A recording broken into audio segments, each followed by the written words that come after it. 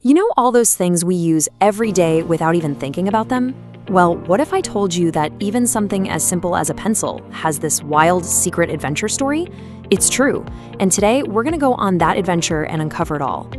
Hey, if you've got a pencil close by, grab it. No, really, pick it up and take a good look. Ever wondered how it got here? I mean, before it ended up in your hand, ready for all your amazing ideas, it went on this huge journey, from forests through crazy loud machines and all across the globe. So let's go all the way back to the very beginning. So, where does a pencil story start? You might think it's in a factory, right? Or maybe a store, but nope. It starts way before that, deep inside a quiet forest as a tall, strong tree.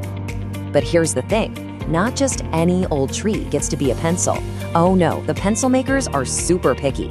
They look for special trees, like the incense cedar, because its wood is just right. It's soft, it's straight, which is perfect for when you need to sharpen it. And the best part, for every single tree they use, new baby trees get planted, so the forest stays healthy and happy. And get this, can you imagine what the factory must smell like? That cedar wood gives off this amazing, cozy smell.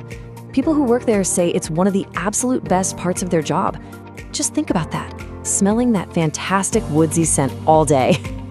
It's kind of mind-blowing when you think about it. Just one single tree can make thousands, and I mean thousands of pencils. That means that one tree helps kids from all over the planet learn how to write their name or draw a masterpiece. Okay, so the tree's big journey has officially started. The logs leave that peaceful, quiet forest and head to a really noisy, super busy place called a sawmill. This is where things start to get really interesting. So inside this sawmill, you've got these giant saws slicing the logs into these thin, flat pieces. They're called slats. Then the slats just hang out and dry for a few weeks. That's a super important step because it makes sure they don't get all bendy and warped. All right, once the slats are perfectly dry, it's time for a spa day. They get to take a dip in a bath of warm wax. This wax soaks right into the wood, making it all soft and smooth. Why? So later, when you go to sharpen your pencil, the wood doesn't crack or splinter. It just glides through the sharpener. It's kind of like the wax they use to make crayons. Okay, let's get to the really important part, the part that actually does the writing. I bet you've heard people call it pencil lead, right? Everybody does. Well, I'm about to let you in on a little secret. It's not lead. Not even a little bit. The stuff that makes the mark is actually a mix of two things: a really soft, dark mineral called graphite and a bit of clay. They mix it all up with water and then bake it in a crazy hot oven. And the most important thing to know is that it's totally safe. So, fun fact for you, there's never ever been any real lead in your pencil. Okay, this next part is my absolute favorite. It's the magic moment where the wood and the writing part, the graphite core, finally meet. Get ready because it's time to make a pencil sandwich. All right, step one. A machine carves these little tiny channels or grooves into a wooden slat. Then those baked graphite sticks we just talked about are laid down so carefully right into each groove. They fit in there just perfectly.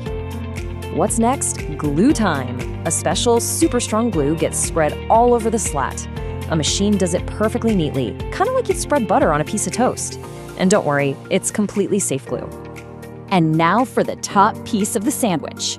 Another slat with grooves is placed right on top. Then a giant machine presses them together. Squish! Super tight. And just like that, the graphite cores are locked safely inside their woody home. So once that sandwich is sliced up into individual pencils, they get their final shape. And think about this. Have you ever noticed how most pencils aren't round? They have those 6 flat sides. Well, there's a genius reason for that. It's to stop them from rolling away and falling right off your desk. Pretty smart, huh? Our pencil is almost done, but right now it's just plain wood. A little boring. It needs some pizzazz. So the next stop is the painting room, where it finally gets its classic look. So here's a fun history question. Why are so many pencils that famous yellow color? Well, way back in the day, the very best graphite in the world came from China. And in China, yellow is a color for royalty, a really important color. So pencil makers started painting their pencils yellow to show everybody, hey, we're using the good stuff. And guess what? The tradition just stuck around. You know the shiny writing on the side of the pencil? The brand name and the number? Ever wonder how they do that? It's a cool process called foil stamping. A hot metal stamp basically presses a super thin sheet of shiny foil onto the pencil, and poof, the shiny gold or silver words are left behind. Pretty neat. Time for a new vocabulary word. You know that little metal band that holds the eraser onto the pencil? It has a name. It's called a ferrule. Go ahead, try saying it. Ferrule. A machine then squeezes or crimps it super tightly onto the wood so that handy little eraser never, ever falls off.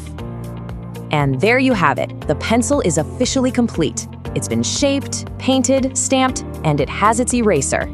It's all done! Well, almost.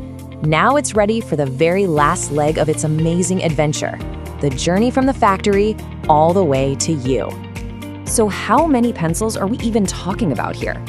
Brace yourself for this number. Around the world, factories make about 14 billion pencils every single year. That number is just huge. If you lined all those pencils up end to end, you could wrap them around the entire planet more than 60 times. Whoa. So now that you know its story, what will you create?